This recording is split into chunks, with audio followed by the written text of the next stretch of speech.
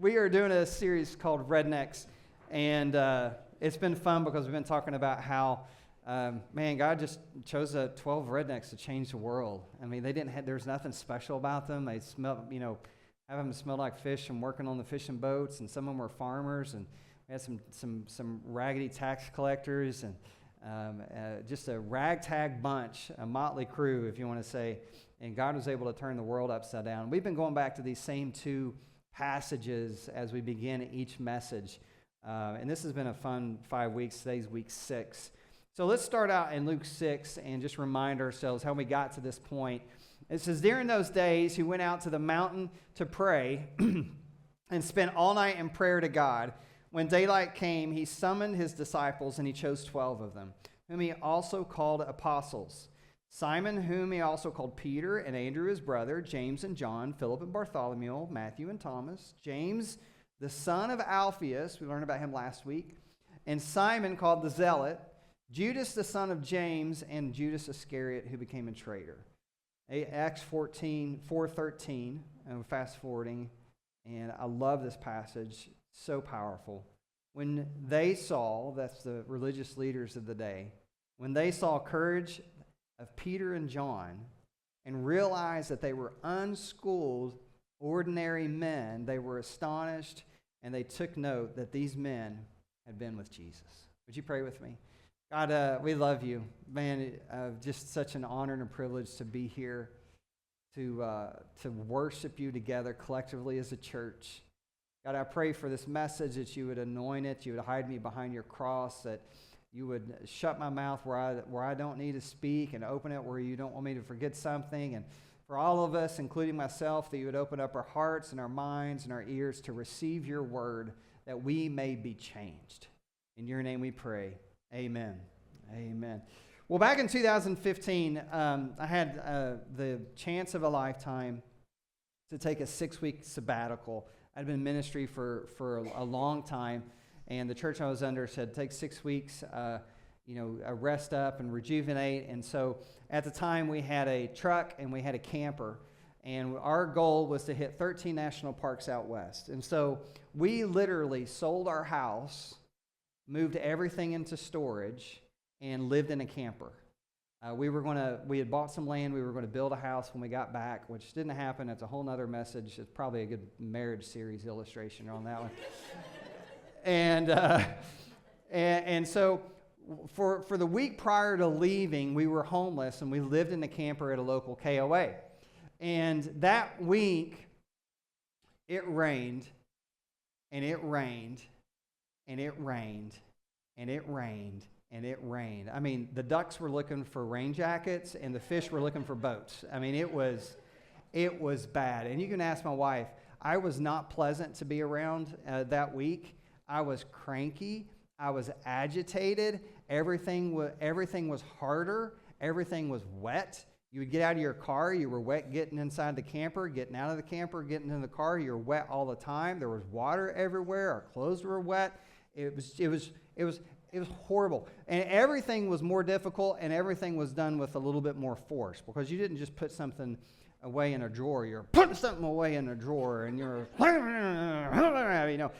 slamming doors. I was so sick of the rain, and it felt like there was a cloud over Fredericksburg, Virginia, that just would not leave. I mean, the rivers were swelling. I was like, I've got to get out of this godforsaken town. It was bad. So we on one Friday, the kids get out of school. Wyatt was in 2nd grade. Weston was in kindergarten. We drove the camper over to the elementary school. We loaded them into the truck. We started driving. Our first stop was in Pennsylvania. We were staying the night. We were taking 2.5 days to get to South Dakota.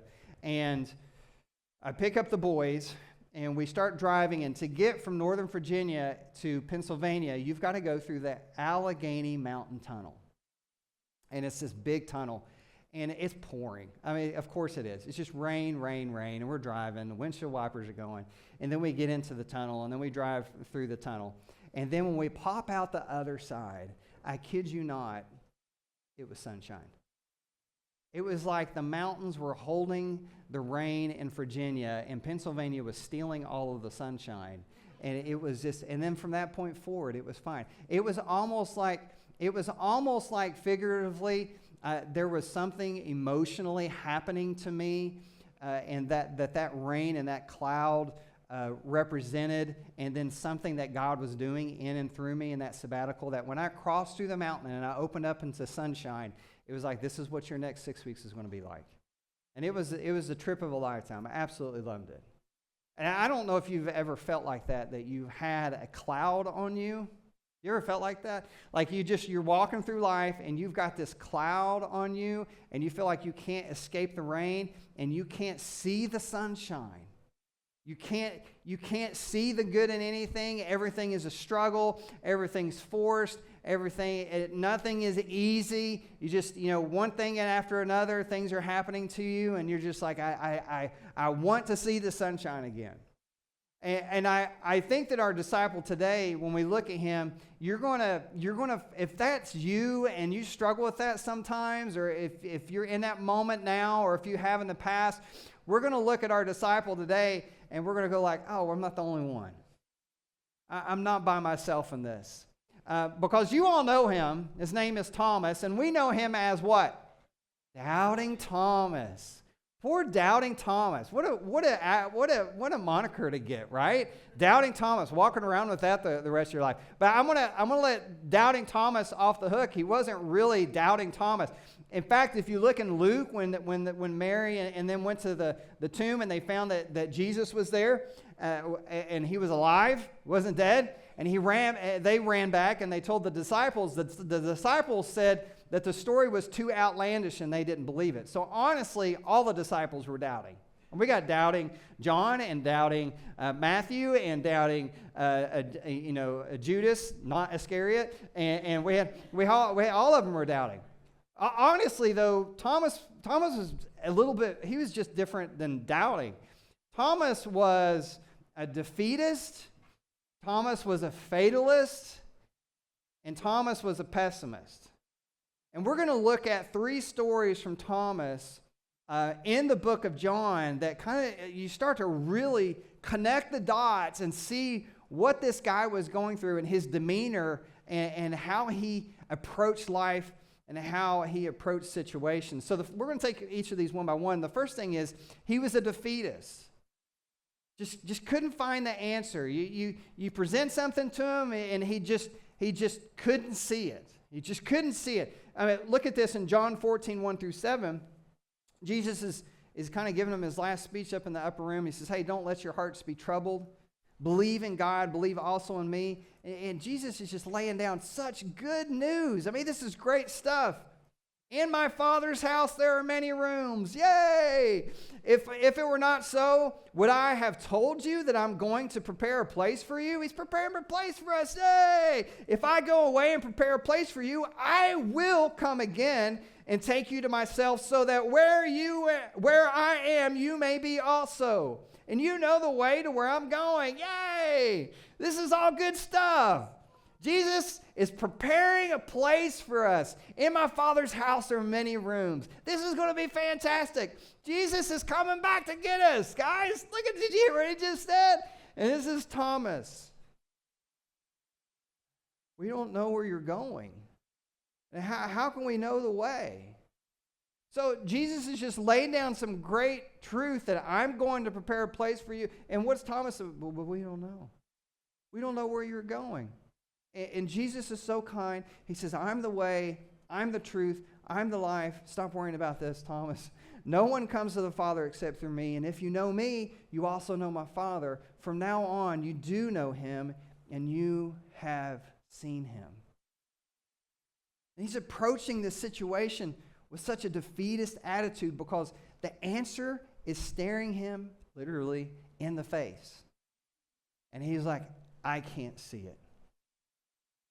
I am going to prepare a place for you. And Thomas's response is, but I can't. But we don't know. I don't know if you're a parent, been a parent, the most frustrating thing to ever hear from your kids is, I can't. Like you want to be like, don't you dare say that again. I can't ride a bike. You're going to get on that bike and you're going to pedal. I'm going to fall over. It's skin your knee. Dust it off. Get back up. Throw them in the pool. I can't swim. Figure it out. Right? Like you just get so frustrated with your kids. I'm like, here's the reason why you get frustrated. Because you know they can. Right? I'm going to tell you that as a pastor and as a leader, the most frustrating thing I hear out of people is, I can't. Here, I need you to do that. I can't. Now, what do you mean you can't? I can't. Well, no. And in my house, and once we have a staff, and we'll have a great staff and a big staff, it'll be the biggest staff ever, right? It's going to be awesome. You cannot say, I can't. It's not allowed. In our house, I can't write a paper. Don't you say that. You're not allowed to say, I can't. Now, you can say, I have not yet learned how to. There's a big difference between I can't and I haven't figured it out yet. Because when you approach life with an I can't attitude, you are basically sealing your fate that you are unteachable. I don't know if this is a bad word. You're unlearnable. Right? The number one thing that I look for in people is, do they love Jesus? The number two thing is, are they teachable? Like, will they take feedback? Will they digest it and get better and learn and not have an I can't mentality? Because an I can't mentality is going to short circuit your growth in life. And it's a lousy way to live. I can't figure it out, and I can't do it, and I can't get my head above water, and I can't do this, can't do that. This is the type of person, if you gave him a house, they would complain about having to pay taxes. Well, I got to pay taxes now on my house. I won the lottery. I can't believe the government is going to get all my money. Just won the lottery, man. But Jesus is kind, right? Jesus approaches it. He's so nice about it. He goes, Thomas, I am the way, I am the truth, and I am the life. When I was studying this and I read that section, I was like, oh, I need to preach a whole message on I am the truth, I am the life, I am the way.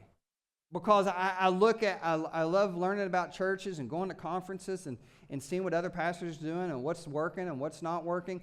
And two things that I see that are really big in the church right now is I am the life mentality.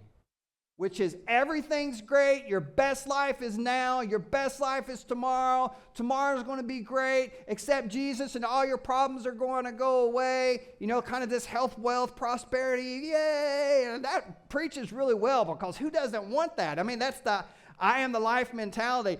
And then there's the I am the truth mentality, and they are the most condescending, critical, angry people I've ever met in my life, right? It's like, you're all going to hell. We're the only ones that got it figured out right. And I think that what we forget to do in the church is realize that Jesus didn't say, I am the truth and I'm the life. He also showed us how to bundle those things up and live in a certain way. And Jesus said, I am the way, the truth, and the life. And we need to pattern our life that, yes, Jesus came to give us life and give it to the fullest. And Jesus did say that I am the truth, but he also said, I want you to live in this way. I'm modeling it for you guys. Like, live in this way. We're going to do that one day. That's free. We're going to move on. I'm getting off topic. But I love that idea that Jesus didn't just say, hey, I want you to figure out the truth and I want you to live in life, but I'm going to show you, I'm going to model it for you. All right, back to Thomas. Thomas is, he's a defeatist, but he's also a fatalist. And this cracks me up. When I read this story, I chuckle to myself because I think he's around the Sea of Galilee, but he's talking to his disciples and he's like, man, I really love Mary and Martha and Lazarus, but Lazarus is sick.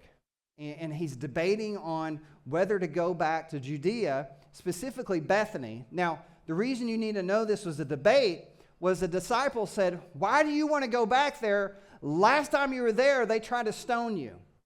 The reason is if you drive through Bethany, right? If you drive through Bethany on the way to the Mount of Olives, so you can stand on the Mount of Olives and you can see all of Jerusalem and the Dome of the Rock and all that beautiful picture, beautiful landscape.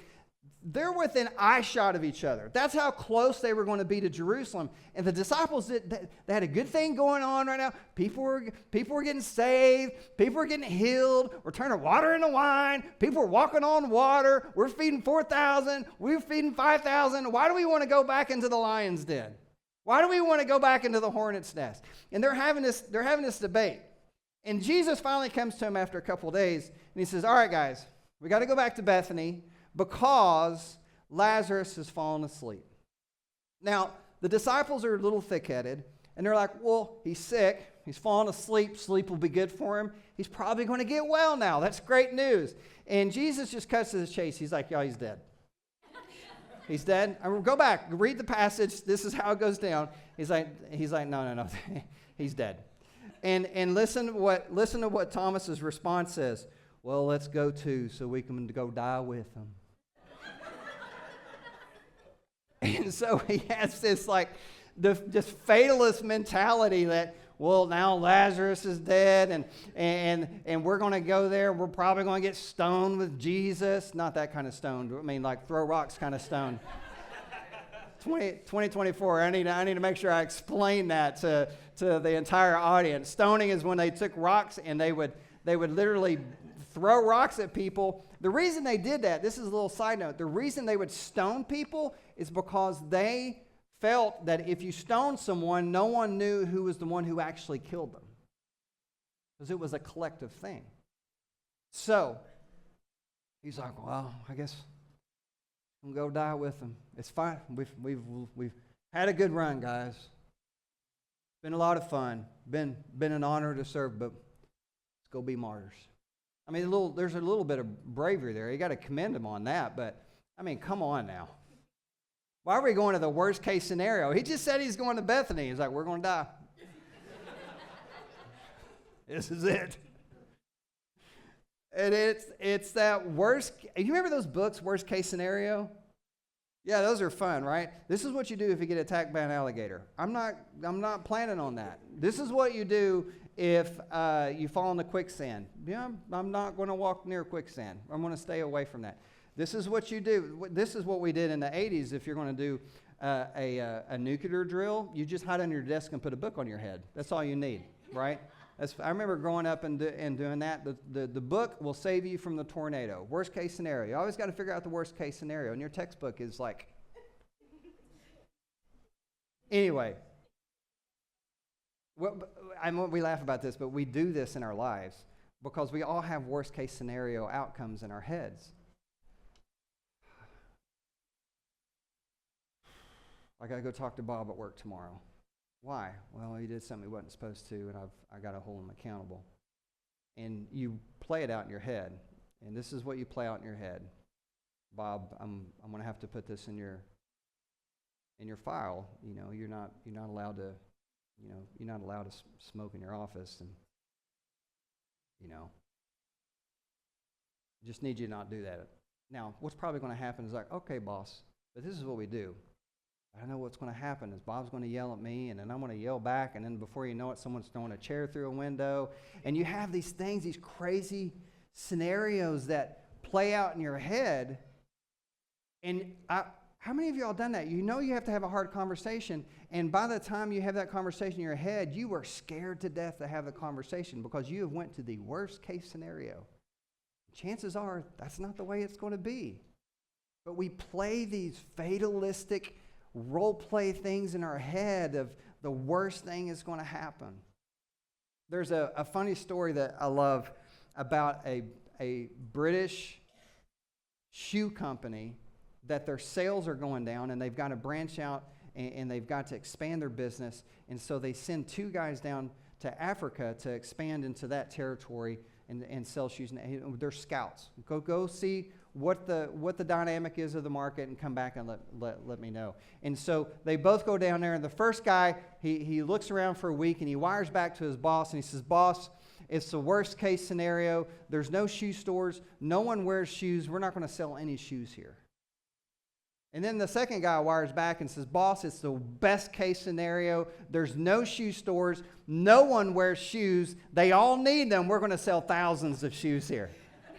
Right? It's the same scenario, but you're looking at it from two different perspectives. Like, which one's better? Do you want to look at things through a fatalistic attitude, or do you want to believe the best about stuff?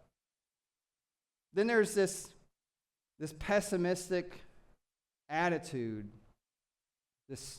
I'm going to give Thomas a new nickname when we get through this scripture, and you're going to kind of see it. You got to use your imagination, but I want you to imagine what's happening here. Jesus has died. He's been crucified. They thought something great was going to happen. They thought he was the Messiah.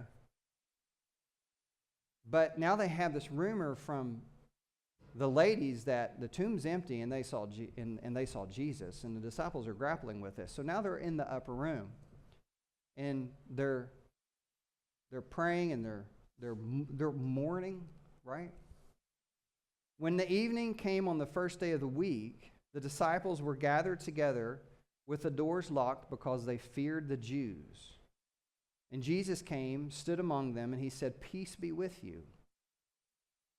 Having said this, he showed them his hands and his side. So the disciples rejoiced when they saw the Lord, but Thomas was not with them. What was Thomas doing? I mean, you kind of got his personality by now, and I sense that Thomas is really taking this news pretty hard. So much so that he has just decided that he is just going to isolate himself. He's just going to go in a corner, and he's just going to sulk, and he's going to brood, and he is really he feels things deeper than the rest of them, and he is really wrestling with this, and he's not there. Listen, there were 12 disciples. One of them hung himself. That was Judas, right? The other one should have been there as well.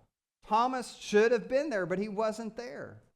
He chose to not be with the rest of the group. He chose to isolate himself. But watch what he does. So the other disciples were telling Thomas, "We've seen the Lord. This is great." But he said to them, "If I don't see the mark of the nails in his hands and put my finger in the mark of the nails, if I can't put my finger in the hole in his hands, if I can't take my hand and put it into his side, I will never believe." I went, "Whoa, come on, Thomas. It's a little extreme, all right? You could be getting a little graphic. This is a little gory. I mean, this is just a little too much." He's like, if I can't touch his wounds, I'm not going to believe you. And I think that instead of pessimistic Thomas, instead of doubting Thomas, I feel like in this sense it's really like sulking Thomas. He's just, I knew this good thing couldn't last. Now it's all gone. Now there's no hope. And now these guys are trying to give me some hope, and I can't even accept it unless I put my finger in the holes of his hands. We have an excursion. What year's our excursion? Old. 2000 excursion. And it's diesel. I love diesels. Our truck when we went out west was a diesel. That thing diesels will tow anything, no problem. You got 15,000 pounds behind you, who cares? And the church has an excursion, old white excursion diesel. Just those things will run forever. They're strong as an ox. I mean, they're just powerful machines. And John went to start it, and it wouldn't start. And he'd charge it up, and he'd start it, and he would tow the trailer over here, and we'd do some work we needed to, and he would take it back. And then the next time he'd go out there, and he'd start again, and he was in a small group with us, and he says, "There's something wrong with excursion." And we're like, "Oh, great. This is how we get the trailer around. This is how we tow it." And he says, "I'm going to do some investigative work. I'm going to work on it." So he's digging around. He's trying to figure out what's going on, and he finds why the battery keeps draining. And he comes to group the next time, and he goes, "I fixed the excursion." And I said, "Well, what was it?" And he said, "It had a parasitic drain." And I was like, that is the best preacher word ever. that I think that what we do in our life sometimes is we have a parasitic drain that prevents us from living to the fullest of our capabilities and capacity. Because that excursion could tow anything, but it couldn't do it because there was a parasitic drain that was not allowing it to operate the way it was designed. And we can live life that way, where we approach life with a pessimistic, defeatist, fatalistic attitude. And listen, what it did for Thomas, it caused him to miss Jesus. Because of his approach to life, because of his attitude, he missed Jesus.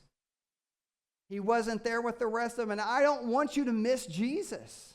I don't want you to approach life in such a way that you miss the miracles of Jesus, that you miss the working of Jesus in your life, that you miss when he is whispering in your ear, or when he is wrapping his arms around you, and when he's saying, I love you, child of mine, that you are mine, you belong to me. And I don't want you to miss that because we have a parasitic drain on our lives with how we approach things. I mean, Jesus wants us to live, he does want us to live a life fully alive. But are we, if we're missing Jesus? But we have to, listen, let's be fair, let's commend Thomas. He didn't stay there. Whatever he was doing, whatever he was going through, he got himself up and he showed up. And look what it says here. A week later, his disciples were indoors again, so he's processed what he's had to process. He's like, all right, this being alone and stuff, I'm not going to do this. I'm going to be with the guys. And Thomas was with them. Even though the doors were locked, Jesus came and stood among them and said, peace be with you. Then he said to Thomas, put your finger here and look at my hands. Reach out your hand and put it into my side. In other words, you want it, you got it. You're going to get what you asked for. You want to go to this level of detail? Then let's go, buddy. Right? And he says, don't be faithless, but believe. And Thomas responded to him, my Lord and my God. There's a moment of like repentance. And Jesus said, because you have seen me, you have believed. Blessed are those who have not seen me and yet believed. And good for Thomas. He did the hard work of just showing up. And when he showed up, he saw Jesus. When he showed up, he saw the miracle. When he showed up, he got to meet with Jesus. And Jesus gave him all the proof that he needed. You asked for holes in my hands? Give me your finger. Let's go. You asked to see the sign of spear came? Come on, let's go. What do we do with this? Like, as believers, where's our connection to Thomas? How do we learn from Thomas and approach life? And my question to you is, are you a pessimist? And you're like, well, I'm not a pessimist, Jeremy. I'm a realist. Right? That's what I always say. I'm just a realist. But do you find yourself more times than not having a defeatist attitude? My marriage is never going to recover, and my finances are too far gone, and I've lived too much of my life to be able to make a change and make a difference for anybody, and my work situation's never going to change, and my kids are too far gone, and I just don't see how God can rescue them. Are we choosing a faithless approach like Thomas did? Because Jesus said to stop being faithless. What does it say in Hebrews? It says that Abraham believed and it was credited to him as righteousness. It was the act of believing that God could do what he actually said. That was faith, and it was credited to him as righteousness. That's what we need to do. That's what we need to approach, how we approach life, that God can do what he said he can do. That God can recover marriages. God can heal the sick. That God can rescue our children. That God can and wants to use you for his purposes, no matter what stage you're in life. That God can and God wants to. That we were created on purpose for a purpose, for His purposes. So don't let the enemy put this fatalistic, pessimistic, defeatist attitude into your hearts. You got to fight that. And I'm not advocating for a Pollyanna attitude where I'm fine, it's fine, everything's fine. You know, the house is burning down around you, and I'm like, I'm good. You know, God's good. Yeah.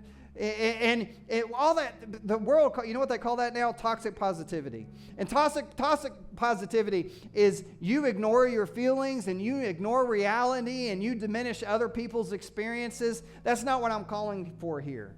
I'm not calling for that. I'm calling for something better than that. I'm calling for something better than positive thinking. I'm calling for something way better than negative thinking.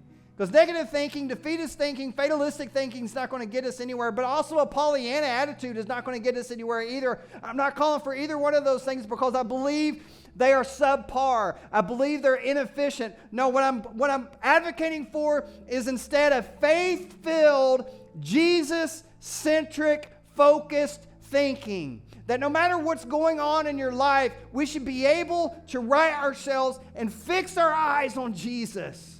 That when we fix our eyes on Jesus, the things of this earth go away. When we fix our eyes on Jesus, we can encounter life and we can be faith-filled. And I grew up in East Tennessee, and I don't know why my voice cracking. I'm not going through puberty. But I'm telling you, I lived in East Tennessee, and I went to a church. I swear it was like a Baptist church. Like it was a Baptist church, but people get happy. People get happy. And Pastor Phil would get up there, and Ted would be behind him, and he'd be flapping his arms and directing the choir, and they'd be singing something, and people would start crying and praising God, and Phil would stand up, and he would turn around to Ted, and he would say, "Sing it again." And the choir would start singing it again, and people would start coming down to the altar, and they'd start. There would not even, I promise you, this happened more than 10 times, more than I can count on my two hands here, where people would come down to the altar and they would accept Jesus, and there was never a message preached. They were so impacted by the gospel. They were so impacted by the Spirit presence in this place. And I tell that story because this faith-filled, I'm going to fix my eyes on Jesus no matter what's going on around me. There was this one guy, and it's ingrained in my head because he would stand up. And his daughter was going through so much cancer. She was just ravaged with cancer, so much so that they had to clip her nerves because she was in so much pain. It was horrific. And we would come around them, and we would pray for them, and we would pray for them. And she wasn't getting any better, and we would pray for them. And there was a moment in worship where he stood up and he raised his hands and he testified. And he said, "Though he slay me, yet will I trust him." It's quoted from the book of Job. And can we have a faith like that where we focus our lives on Jesus, that we don't smile because we're trying to fake it. We smile because we know the Creator. We smile because we know that we're in the hands of Jesus. We smile because we are at peace, that He is in control, that the one who said, "Peace, be still." And I wrote this down last week, and I think it's for this moment now. I wonder reading back at that passage when Jesus said, "Peace, be still." I wonder, was He really talking to the wind and the waves? Or was He talking to the disciples in the boat?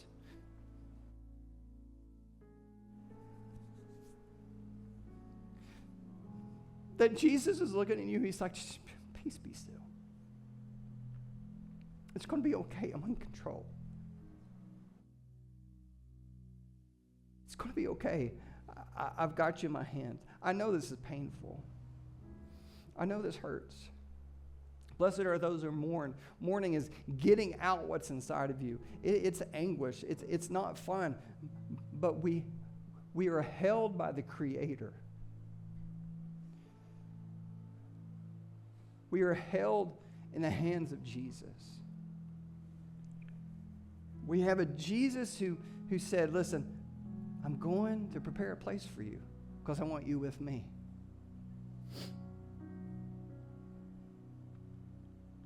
It's one of my favorite verses, and I memorized it so long ago, Isaiah 26. He will keep in perfect peace him whose mind is fixed on you because he trusts you.